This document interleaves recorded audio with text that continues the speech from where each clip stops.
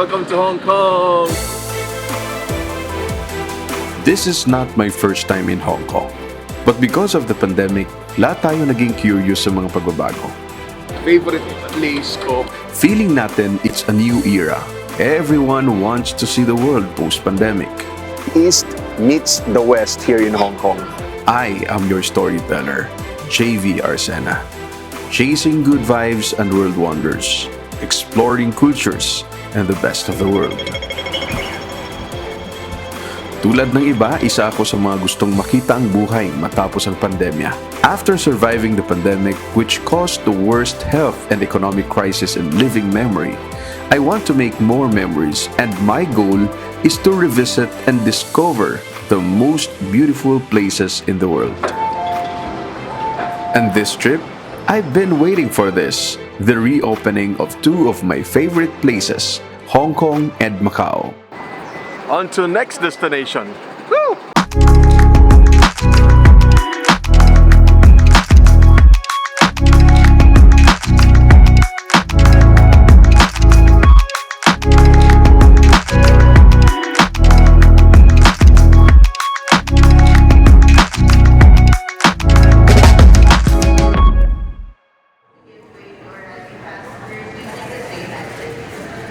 I had to wake up early for my flight to Hong Kong, but before leaving, I prepared all the requirements including the self-administered rapid antigen test.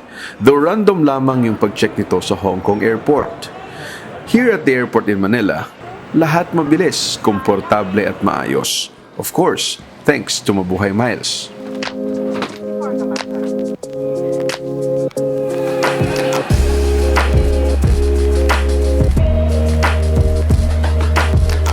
Ito yung first time ko na makabalik ng Hong Kong since the pandemic. You know, favorite place ko para mag-spend ng break or vacation. Kasi ito yung pinakamalapit or let's say, mura-mura na kumpara sa ibang mga country. Hong Kong is a city-state and a special administrative region under China. It is actually one of the most expensive cities in the world. Pero dahil sa lapit nito sa Pilipinas, isa ito sa sikat na pasyalan ng mga Pinoy. In 2011, dito ang unang overseas trip ko. I also spent vacation with family and friends here. But the most unforgettable among my trips to Hong Kong was my assignment in 2014 for TV5 to cover the massive pro-democracy protest against the government. Marami kang maiikot at marami kang mai-explore. At tingnan natin kung ano yung mga nagbago dito sa Hong Kong since the pandemic. As we all know, no, ito yung Hong Kong, isa sa pinaka-stricto o pinaka-mahigpit pagdating sa mga COVID-19 protocols nito. In fact, just yesterday, they just took down or scrapped their mask mandate. So, dati, lahat indoor-outdoor kailangan naka-mask. Pero starting today, March 1, hindi na po kailangan ng mag-mask sa mga indoor or outdoor areas. What I missed most about Hong Kong?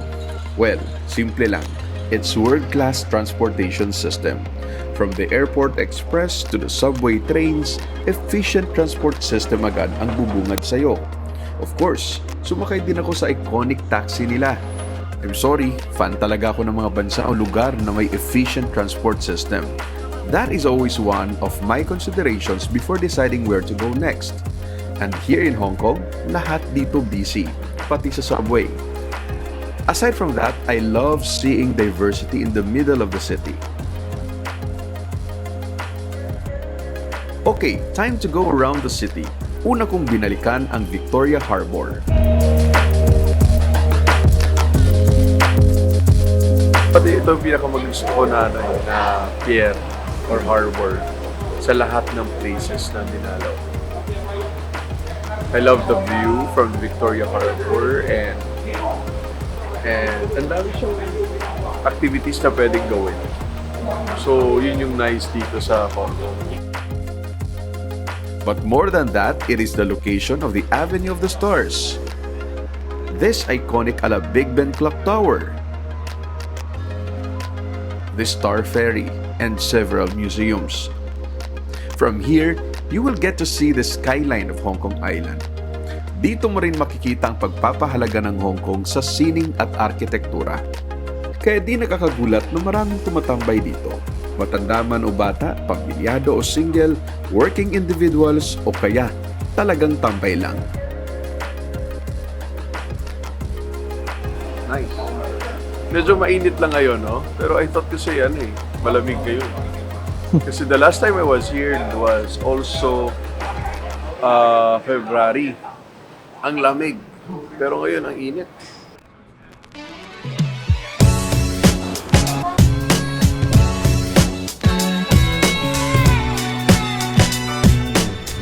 Nandito ako ngayon sa ICC Tower. It is one of the highest or tallest buildings here in Hong Kong. And if you are a fan of skyscrapers, ito ang isa sa mga go-to places dito sa Hong Kong. Nandito ako sa Civic Square Garden nila dito sa may ICC Mall. And napaka-futuristic ng dating. That's why I love Hong Kong because the East, totoo yung kasabihan the East meets the West here in Hong Kong. You will see the culture of Asia, the Asian culture, but you will also see the Western influence in the city, no? And napaka-modern at the same time, they preserve the cultural heritage of Hong Kong. Sabi nga nila, the East meets the West in Hong Kong. Today, our next destination is the Victoria Peak in Hong Kong. Alam niyo bang during the British colonization, eksklusibo lamang umano ang teritoryong ito sa mga British o Western inhabitants? Totoo kaya yun? Andito ngayon sa Chattery Garden dito sa Central at nakikita nyo nga sa likuran ko ay yung sikat na IFC Mall. May isang eksena sa Batman movie na dito yata sinut at napaka-popular nung part na yon. No? At ako po ay papunta sa Peak Tram Terminal, papunta sa akyat naman ng Victoria Peak. Very memorable para sa akin itong area na to because it was the center of pro-democracy protest in 2014 that I also covered. No? Nandito ako nung protesta, ilang araw ako dito. At noong 2018 to 2019, doon sa second round ng, o second period ng pro-democracy protest dito sa Hong Kong, dito rin, punong-puno po ito ng mga tao, ng mga Hong Kongers na nagpo-protesta laban sa gobyerno nila. Because below the IFC Mall, yan po ang People's Liberation Army Headquarters. At ang katabi niyan ay ang gobyerno naman nila, yung Hong Kong Government Building. So dito yung sentro ng mga protesta at very sikat din po ito sa mga Pinoy. Every Sunday, dito nagtipon-tipon ang mga OFWs natin. Tara na sa Victoria Peak. Una, sumakay muna tayo ng Peak Tram. May sunroof na rin ang tram nila. Sa tram pa lang, nakakamangha na ang view ng Hong Kong. Paano pa kaya sa tuktok nito?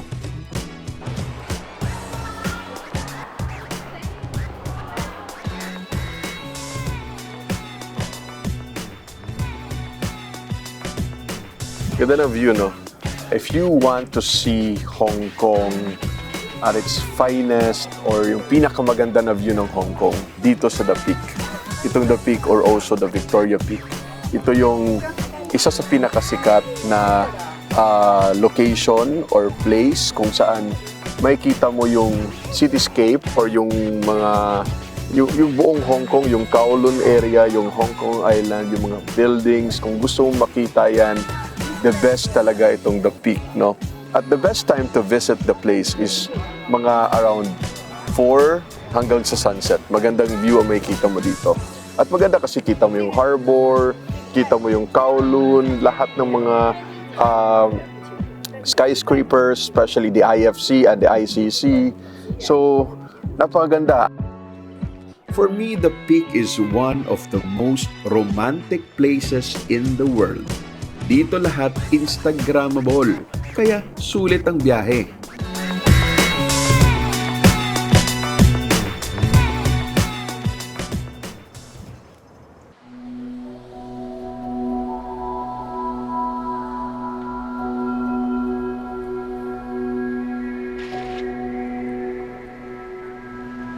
During this trip, I revisited some of the cultural sites in Hong Kong. First, I visited a Manmo temple in Xiongwan, which is among the coolest neighborhoods in the city. This Chinese temple is a draw for visitors around the world. Like me, they would light up some joss sticks, take a deep inhale of the relaxing scents, and pray.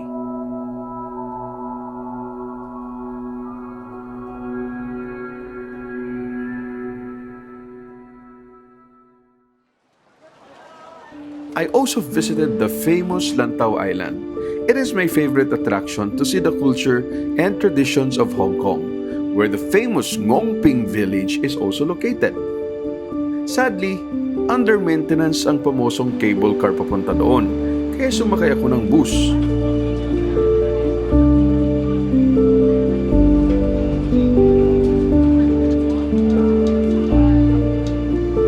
After almost an hour of bus ride, I reached the Ngongping village. Nakakapanibago dahil di masyadong matao ngayon. Pero ang nakakatuwa, nandito pa rin ang mga kaibigan ko. Corny naman.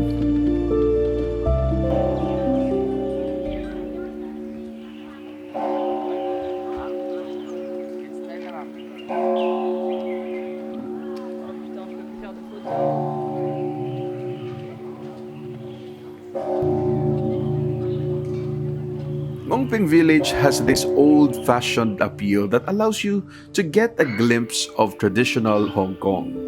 This in itself makes this place very worthwhile to visit. Inikot ko ulit at in-explore ang buong village, ang monasteryo, ang temple at ang Big Buddha. Okay, so it's what time is it? It's 5 p.m. So we will try to catch the sunset from the top of this mountain kung saan may kita natin itong Big Buddha. This is my, again, this is I think my third time to visit the Big Buddha. And still, na-amaze ako, nagagandahan ako dito sa Ngongping village kung saan nakikita itong Big Buddha, because feel na feel mo yung culture talaga ng Hong Kong and mga Chinese, no? And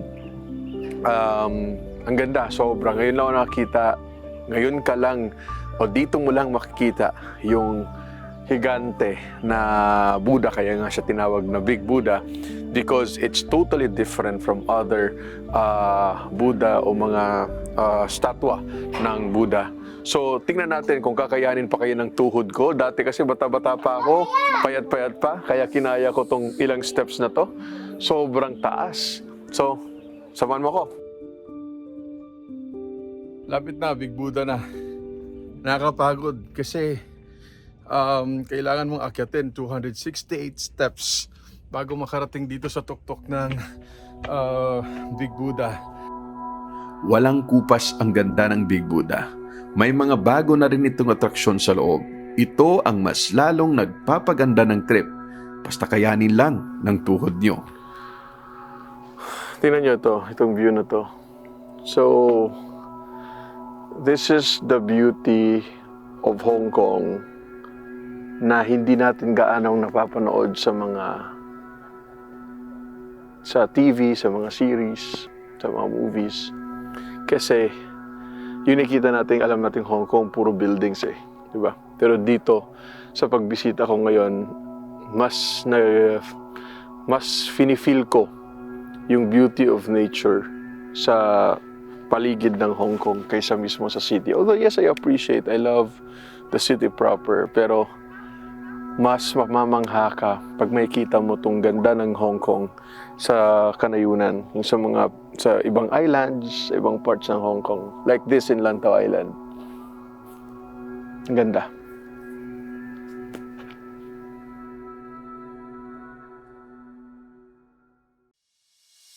Hong Kong is also considered as the culinary capital of Asia. Kaya kulang ang bakasyon kung walang food trip sa Hong Kong. This time, I visited some of the best restaurants in the city. Una, ang sikat na Lei Garden with special Peking duck, steamed lapu-lapu, lobsters, and pork something kasi hindi ko sure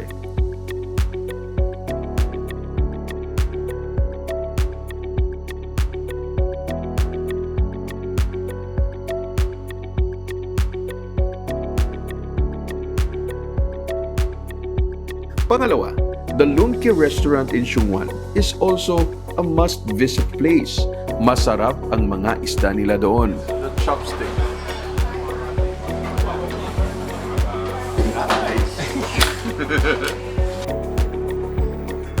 Pangatlo, mapapaluha rin kayo sa sarap tulad ko dito sa Uncle Fong Hot Pot Restaurant na ito sa Simsachuy. So let's try something. Sulit bawat sentimo sa sarap ng food at experience dito. At ang pinakapaborito ko, ang iBar na hindi lang perfect ang view from the rooftop, world-class pa ang pagkain dito. iBar is really a gem of nightlife in the city. It shows you the Hong Kong nightlife, and it is also known as one of the most beautiful vantage points to experience the Hong Kong skyline. Kung nightlife lang din naman ang pag-uusapan, Hong Kong, like New York, is a city that never sleeps. It has everything to offer. Any kind of bar and nightlife spot meron dito. Kung gusto mo ng Instagrammable nightlife spots, bukod sa iBar, sa Victoria Harbor, marami doon. Kung mahilig ka sa party at inuman, Lan Kwai Fong ang best recommended dyan. Mga alas 12 na, no? And they gave me a bottle of whiskey. Ganito pa rin, no? Simula nung nagpunta tayo sa Hong Kong noong 2019, nagbabalik na sa normal yung situation dito. Especially after they reopened the economy and they removed, or the central government removed, the mask mandate. So ngayon, wala na masyadong nagmamask. Pero before ako dumating dito, before March 1, required pa rin yung sa mga tao na magsuot ng mask. So nakakatuwa because nagno-normalize na yung situation sa Hong Kong. And in fact, the government has implemented or imposed a program, a tourism program, to invite or to attract more tourists coming to Hong Kong. Okay, lapit tayo sa hotel. We're staying at the Marco Polo Hotel. It is an old hotel in the Canton Road, dito mismo sa taas, sa loob ng Harbor City. So it's very convenient if you like shopping. Nandun sa baba yung mismong shopping mall sa Harbor City. And malapit siya sa mga attractions like Avenue of Stars, Kowloon Park, the Sky 100, the station also, Simsachuy Station. So marami kang magagawa dito. In fact, marami ka rin mabibili dito yung mga tiyangge-tiyangge dito sa Simsachuy. It's like a shopping area din pagkakaalam ko. At ang daming bars. So yeah, fun. Sabi nila kulang ang trip to Hong Kong kung walang side trip to Macau, which is only an hour away via ferry and 30 minutes away via bus kung mula sa Hong Kong. Ang ginawa namin, we took a ferry to the former Portuguese colony in Asia.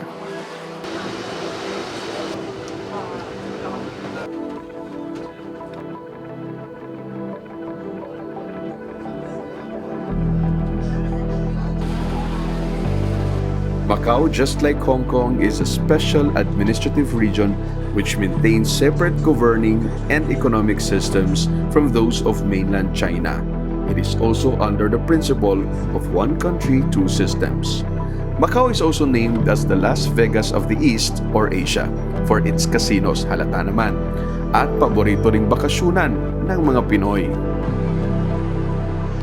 Hey guys! Welcome to Macau! Nandito tayo ngayon sa Senado Square. Isa ito sa mga sikat na puntahan dito sa dating colony ng Portugal, no? So, kung napapansin nyo sa likuran ko, halata yung influensya ng mga European o lalo na ng mga Portuguese dito sa Macau. Lilibutin po natin in just 5 to 6 hours itong buong lugar sa Macau.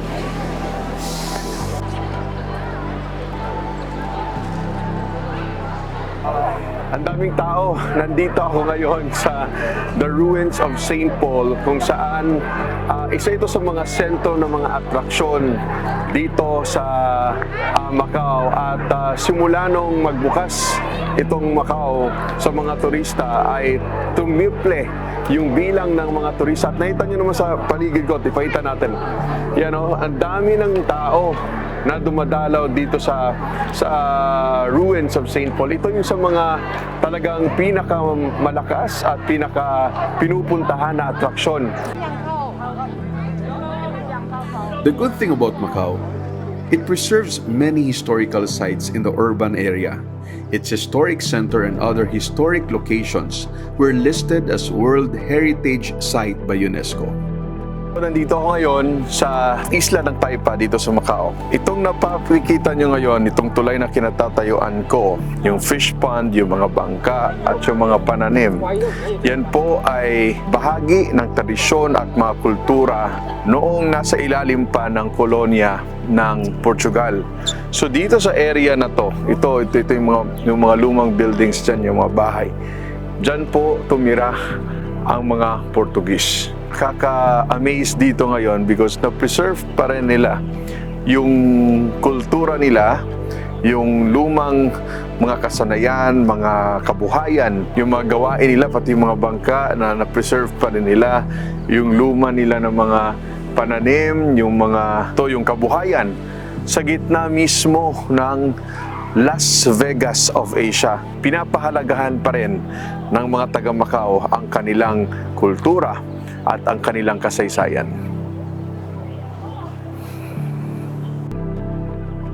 Inikot din namin ang Macau sa loob ng 5 to 6 hours lamang. Sa liit niya actually, kaya siyang ikutin ng isang araw lamang.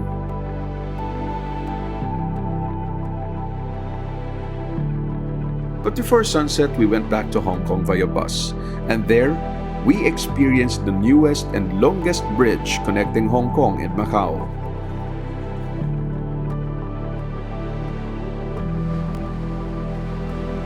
This 5-day trip has left a big mark.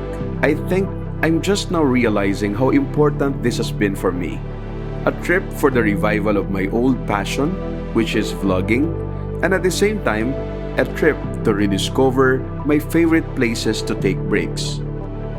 The pandemic has changed so many things, from the world's new normal to our own personal interest. But for me, traveling around the world and exploring what other countries can offer for us to learn, to grow, and be a better global citizen are always my goal and always in my heart. Remember, life is short, the world is big, so I want to make more memories. Enjoy! Thank you!